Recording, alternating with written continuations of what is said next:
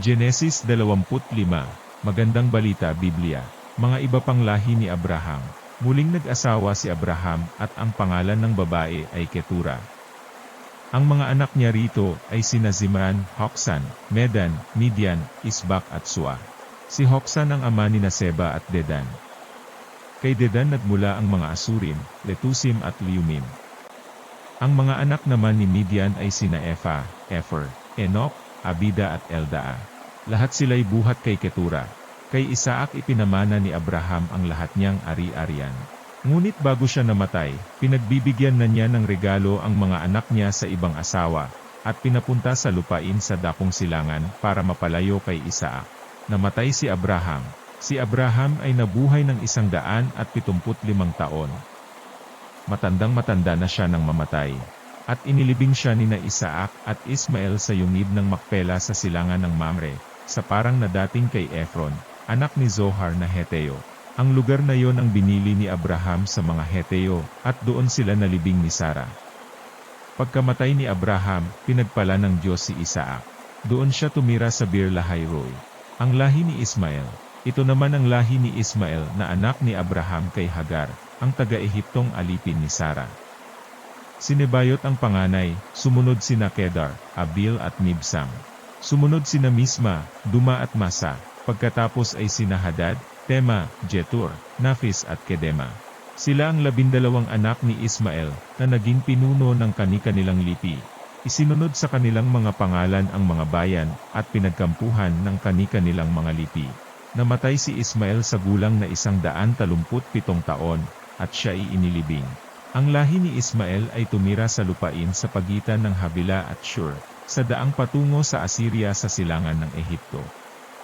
Nakabukod sila sa ibang mga lipi ni Abraham.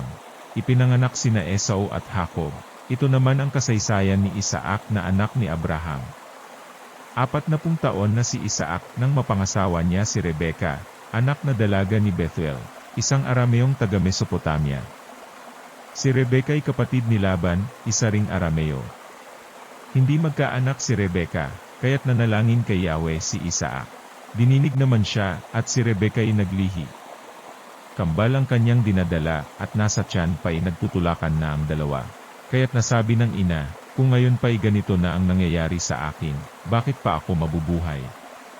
Kaya't siya'y nagtanong kay Yahweh. Ganito naman ang sagot ni Yahweh, 2 sanggol ang dala mo sa loob ng iyong tiyan. Larawan ng 2 bansa na magiging magkalaban. Magiging higit na malakas ang mas bata kaysa sa nauna, kaya maglilingkod ang mas matanda sa bata niyang kapatid.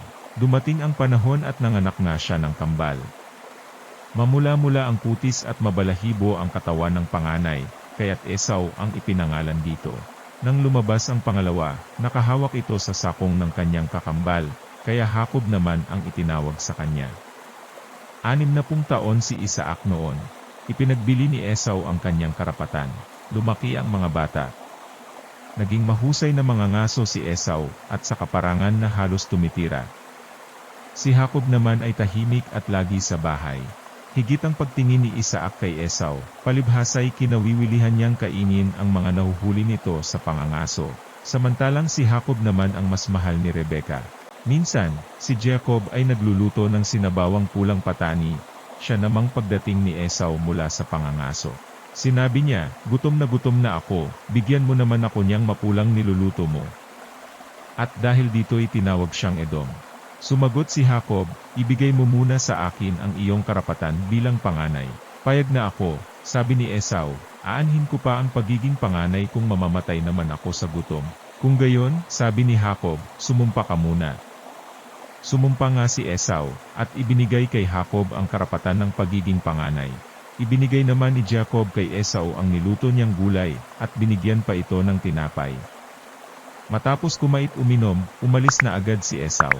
Iyon lamang ang halaga sa kanya ng kanyang karapatan bilang panganay.